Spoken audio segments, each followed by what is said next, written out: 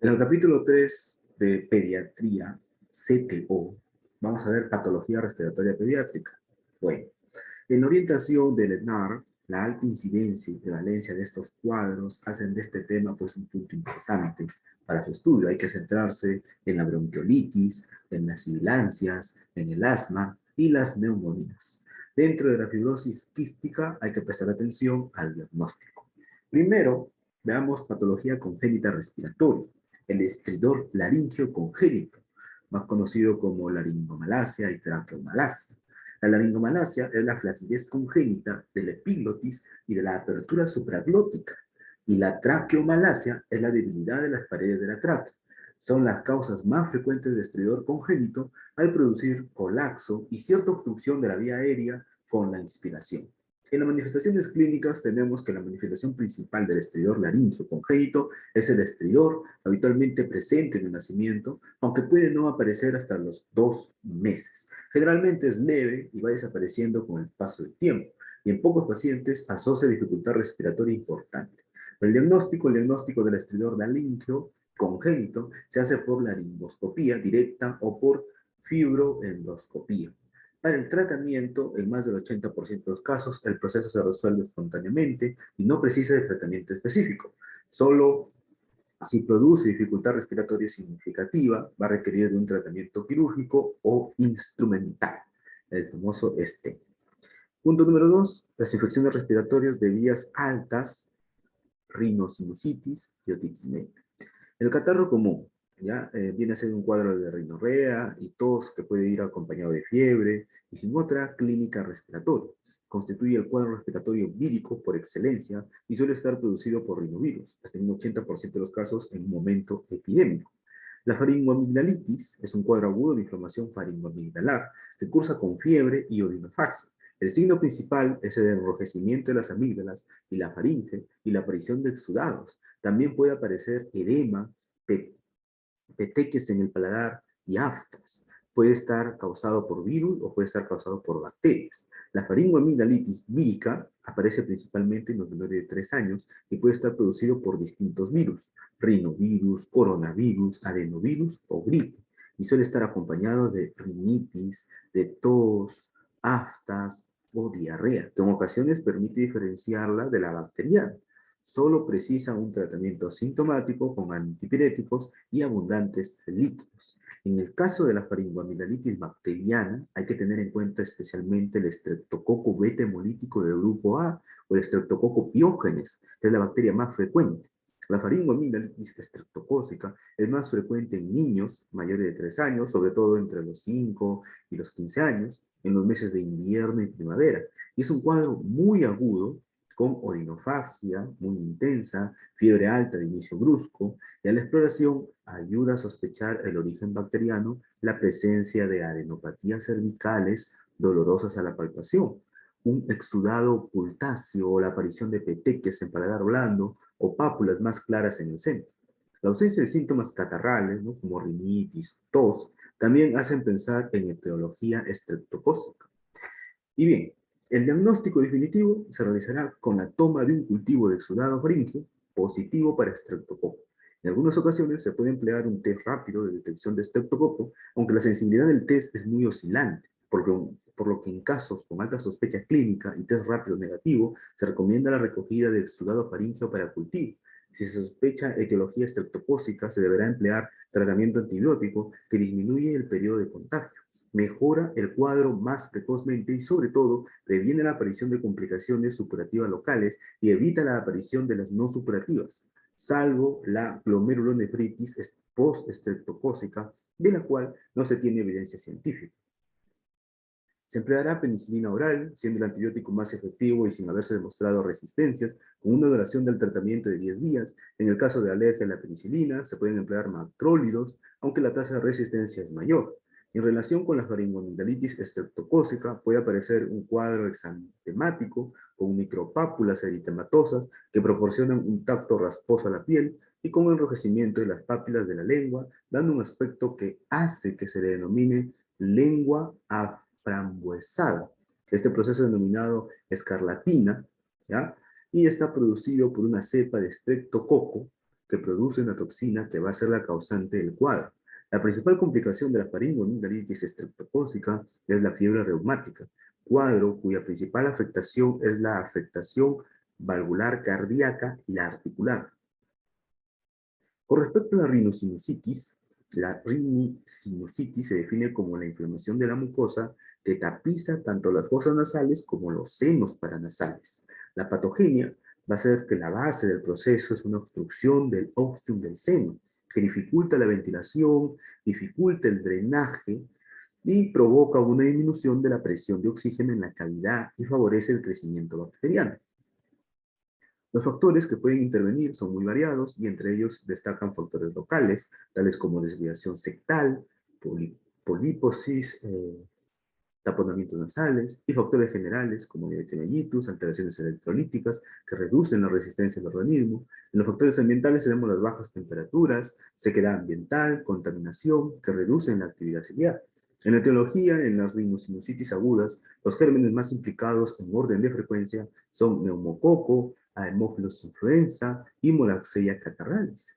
En las sinusitis crónicas adquieren gran relevancia los anaerobios, algo que también ocurre en las sinusitis maxilares agudas de origen dentario. Y también juegan un papel importante los virus relacionados con los procesos catarrales. En la clínica y localización tenemos que la clínica puede no distinguirse de un cuadro catarral persistente con rinitis y congestión, tos que suele empeorar tumbado y durante la noche y presencia de fiebre hasta en un 60% de los pacientes. La presencia de dolor de cabeza, de dolor mandibular o en zona maxilar también viene a ser frecuente. En niños, el seno hemorroidal es el más afectado frecuentemente, pues,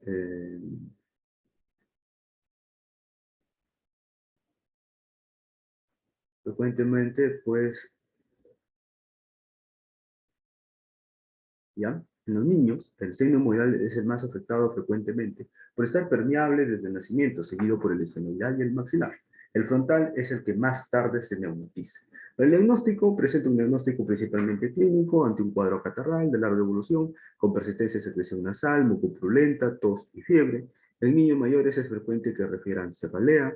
La realización de estudios radiológicos en niños no está indicada de forma generalizada, pudiendo valorar la realización de una tomografía computarizada craneal en diagnósticos que planteen dudas. Y para el tratamiento, tenemos que el tratamiento está basado en la antibioticoterapia, amoxicilina a altas dosis o amoxicilina clavulámico de elección durante 10 a 14 días y en el intento de una mejor ventilación de los senos paranasales, aerosoles, vasoconstrictores, corticoides intranasales y se añade también analgésicos y antiinflamatorios. Las complicaciones que pudieran presentar son las siguientes. Tenemos las siguientes complicaciones, ¿ya? Como por ejemplo, orbitarias, que son las más frecuentes y el origen suele estar en el etmoides, debido a la localización anatómica del mismo. Se pueden distinguir, ¿ya? Se pueden distinguir varios cuadros clínicos que ordenados de menor a mayor gravedad son la celulitis preseptal, la celulitis orbitaria y la trombosis del seno cavernoso. Trombosis del seno cavernoso.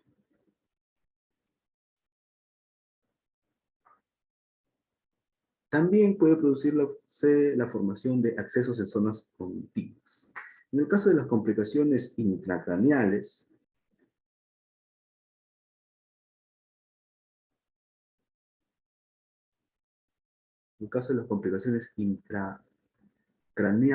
tenemos que la meningitis es la más frecuente y su origen suele ser etmoidal o esfenoidal. El acceso epidural constituye la segunda complicación intracraneal más habitual y suele ocurrir tras una sinusitis frontal.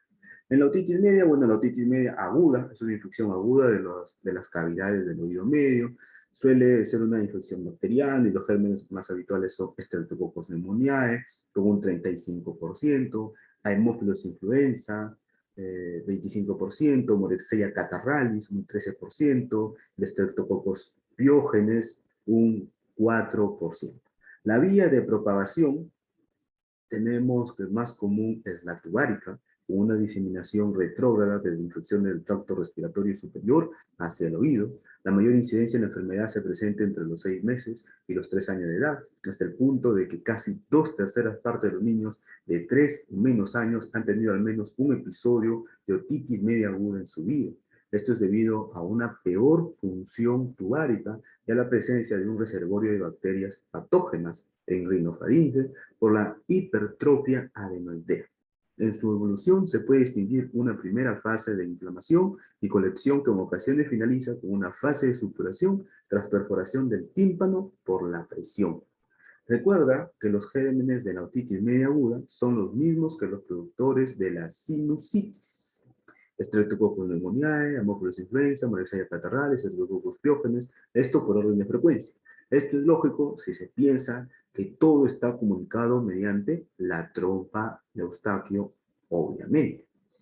El tratamiento se lleva a cabo mediante antibiótico-terapia sistémica empírica de amplio espectro que cubra gérmenes productores de beta-lactamasas. En general se usan dosis altas de amoxicilina y en caso de fracaso terapéutico amoxicilina ácido clavulánico, y en los pacientes alérgicos a beta-lactámicos se emplean macrólidos, por ejemplo, claritromicina, acitromicina, son macrólidos. Cuando se ha producido la perforación timpánica, es posible añadir antibioterapia tópica y en niños con otitis media aguda recurrentes, pues está indicado la miringotomía con inserción de drenajes transtimpánicos y la adenoidectomía. En el caso de la laringitis viene a ser la obstrucción de la vía aérea superior, caracterizada por la presencia en grado variable de tos perruna, afonía, estridor y dificultad respiratoria. Este cuadro denominado CRUP, clásicamente se ha dividido en laringotraqueitis aguda o CRUP viral, y CRUP espasmódico. Desde el punto de vista práctico no hay diferencias a efecto de tratamiento. Afectan a niños de entre 3 meses y 5 años. En laringitis vírica tenemos en la etiología que la laringitis está causada por virus parainfluenzae, sobre todo el 1, ¿ya? Que supone el 75% de los casos. Virus influenza y B, el virus respiratorio sincitial, el adenovirus y rinovirus. La etiología bacteriana es poco frecuente, aunque algunos casos se han relacionado con pneumoniae y tiene predominio estacional produciéndose la mayoría de las veces en otoño. Tenemos la parainfluenza. En la clínica, la laringitis vírica se presenta con antecedente de catarro, de vías altas de 2 o 3 días de evolución, apareciendo posteriormente de forma progresiva la clínica clásica del club, con tos perruna, metálica, afonía, estridor de predominio inspiratorio y dificultad respiratoria variable con empeoramiento nocturno. Y es posible que se acompañe de fiebre. La infección puede progresar distalmente, lo que da lugar a traqueobronquitis. Para el tratamiento tenemos oxigenoterapia, si presenta hipoxemia, dificultad respiratoria marcada, dexametasona por vía oral, intramuscular o intravenoso, que constituye el tratamiento de elección. La budesonida inhalada puede ser útil en casos leves o como coadyuvante a la dexametasona en los casos graves. Adrenalina nebulizada en procesos moderados graves, y su efecto dura unas 2 horas, puede presentar efecto rebote. En caso de gravedad y falta de respuesta, podría requerir intubación y la ventilación mecánica. En un ambiente húmedo y frío se usa empíricamente, su utilidad no está avalada por ensayos clínicos. En la laringitis espasmódica, tenemos que la laringitis espasmódica es una hiperreactividad laringea ante estímulos inespecíficos. La etiología, bueno, se desconoce, si bien en ella puede participar diversos factores, entre los que cabe citar los siguientes, como el estrés, la atopía, el reflujo gastroesofágico y el antecedente de CRUP vírico. Tiene predominio familiar, es más frecuente en invierno y en niños entre 2 y 6 años. Para la clínica tiene una presentación brusca y nocturna, el niño se despierta agitado con una tos metálica, estridor inspiratorio y dificultad respiratoria, no suele haber fiebre, el paciente mejora en unas horas, con lo que al día siguiente habitualmente muestra mejoría, aunque el proceso puede recurrir las noches posteriores. Para el tratamiento que se utiliza es el mismo que el CRUP vírico. Y tenemos ahora epiglotitis aguda. En la etiología, actualmente los principales responsables de esta entidad es Streptococcus pyogenes, Pneumoniae, Staphylococcus aureus. Con menor incidencia hay que tener en cuenta también a su agente clásico, Haemophilus influenza tipo B, que no obstante ha sido relegado por los anteriores. Desde la instauración de la vacuna conjugada contra Haemophilus influenza ¿no? La incidencia de epiglotitis se ha reducido considerablemente, lo cual justifica precisamente que ya no sea el agente más frecuente, hemófilos influenza tipo B. Ya no es el más frecuente. Afecta a niños entre 2 y 6 años con una incidencia máxima entre los 2 y los 3 años. Bueno, recuerda que hemófilos influenza tipo B es el agente clásico de la epiglotitis aguda que ha sido desplazado en la actualidad por otros patógenos, Piógenes pneumoniae y Avios. En la clínica tenemos que comienza súbitamente con una fiebre alta, el niño presenta un aspecto séptico, babeo, dificultad respiratoria y estridor inspiratorio. Empeora con el llanto y con el decúbito supino, haciendo que el niño permanezca en posición de trípode, es decir, sentado con el cuello en hiperextensión, la boca abierta con protrusión de la lengua y babeo. No suele existir tos ni afonía y el estridor no es tan ruidoso como la laringitis. Los niños de mayor edad pueden quejarse previamente de disfagia y de dolor de garganta. Es posible que la evolución hacia una situación de shock sea rápida con palidez, cianosis, alteración de la conciencia y muerte. Para el diagnóstico, antes de la sospecha de una epiglotitis, es necesario evitar la manipulación de la cavidad oral y de la faringe. El niño debe permanecer en una postura cómoda, en presencia de los padres, ya que el llanto y la posición de decúbito supino favorecen la obstrucción de la vía aérea. Realizar un examen laríngeo en quirófano y si se confirma el diagnóstico mediante una visualización de una epiglotis grande, hinchada, de color rojo cereza, se procederá a la intubación para asegurar, pues obviamente, la vía aérea. En caso de sospecha leve, se puede hacer una radiografía lateral de faringe, en la que se va a visualizar una tumefacción del espacio supraglótico. En la analítica aparece leucocitosis con neutrofilia y elevación de reactantes de fase aguda. El hemocultivo tiene una rentabilidad muy alta. Y para el tratamiento, tenemos que en el tratamiento es necesario lo siguiente: establecer una vía aérea artificial mediante intubación nasotraqueal en condiciones de seguridad, quirófano, UCI, antibióticos, ¿no? Ceftriaxona, cefotaxima o ampicilina, sulpabactam durante 7 o 10 días, los corticoides que pueden ser beneficiosos en la primera fase del tratamiento. Y para el pronóstico tenemos que la epiglotitis no tratada presenta una mortalidad de hasta el 25%, pero si se hace un diagnóstico y un tratamiento adecuado en las primeras fases de la enfermedad, el pronóstico va a ser excelente. Una traqueitis bacteriana, en la etiología tenemos que la traqueitis bacteriana tiene como principal agente etiológico Staphylococcus aureus, aunque existen otros como Moraxella o Haemophilus influenza. En la clínica, habitualmente, tras un cuadro de un club vírico, se produce un empeoramiento progresivo con fiebre, dificultad respiratoria de intensidad creciente y aparición de estridor mixto al afectarse la tráquea, ¿no? Un inspiratorio y expiratorio. Recuerda que el estridor inspiratorio es típico de la afectación de la laringe, y el estridor mixto, inspiratorio y expiratorio, lo es de la afectación de la tráquea. Para el diagnóstico, bueno, el diagnóstico de la traqueitis bacteriana es esencialmente clínico. En el hemograma se observa leucocitosis y desviación izquierda. Y para el tratamiento consiste en hospitalización del niño, oxigenoterapia a demanda, cloxacilina intravenoso, intubación si aparece gran dificultad respiratoria. Y bien, acá en la tabla, ¿no? Podemos ver las diferentes entidades comentadas en los apartados anteriores. Por decir, laringitis aguda, ¿no? Estribulosa, laringotraquitis viral, epiglotitis aguda, la traqueitis bacteriana. ¿Qué podemos nosotros visualizar acá? Tenemos lo siguiente. A ver, laringitis aguda, la etiología es alergia más psicológico. Laringotraquitis viral, ya, etiológicamente, el virus para influenza 1, es el más frecuente. Epiglotitis aguda, cocos gram positivos como etiología. En la traqueitis bacteriana, Staphylococcus aureus como en la etiología. Respecto a antecedentes, no tenemos antecedentes ni en laringitis aguda ni en epiglotitis aguda. Catarro de las vías altas, ¿no? Un paciente o algún familiar, sí es un antecedente para la laringotraqueitis viral, y el club vírico es antecedente para la traqueitis bacteriana. Ahora, respecto a la clínica. Laringitis aguda, espasmo laringio recortado, generalmente nocturno, no hay fiebre. Laringotraqueitis viral, tenemos fiebre, tenemos tos, tenemos disnea alta, estridor inspiratorio.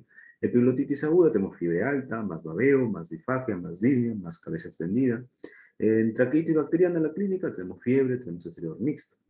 Respecto a la duración, 1 a 2 noches, laringitis aguda, días a semanas, laringotraqueitis viral, duración fulminante, epiglotitis aguda, duración días a semanas, también traqueitis bacteriana. Respecto al tratamiento, sea para la laringitis aguda y la laringotraqueitis viral, el tratamiento es un ambiente tranquilo, modificar corticoides, adrenalina racémica en aldazol. En el caso de pelotitis aguda, intubar más oxígeno, antibiótico y tratamiento en U. En traquitis bacteriana, oxígeno, intubación si es preciso y cloxacilina intravenosa. Y vemos acá, en la patología laringea del niño, el siguiente cuadro. Vemos un niño con disnea, ¿no? Se presenta estridor respiratorio en un neonato, una laringomalacia, en cualquier edad, con cuadro tóxico y disnea progresiva por pseudomembranas, croup diftérico, rarísimo, ¿ya? El más frecuente y leve va a ser un menor de 3 años, cuadro progresivo de disnea, disfonía, tos perruna leve, de glúteos secreciones, tenemos las cuerdas rojas y edematosas, laringoscopía, vamos a ver, es una laringitis subglótica aguda, pensamos en virus por influenza 1, hay que tranquilizar, hay que tener un ambiente húmedo, y es raro intubar, y puede presentar una crisis nocturna de espasmo laríngeo sin fiebre, que se desole, una laringitis estriglosa. Más raro y grave tenemos entre 2 a 3 a 5 años, ¿no? Dramática instalación de estridor inspiratorio, sentado y babeando, sensación de gravedad o hemorragia, voz de patada caliente. Vamos a ver una epiglotis roja cereza, o tocar, posible espasmo, ¿ya? Y una radiografía lateral, la radios X lateral lo va a confirmar. Una epiglotitis aguda. Entonces, para ello, cefalosporina, tercera generación, intravenoso, más corticoides, hasta 2/3 de estos pacientes se intuban. Y ahora vamos con neumonía.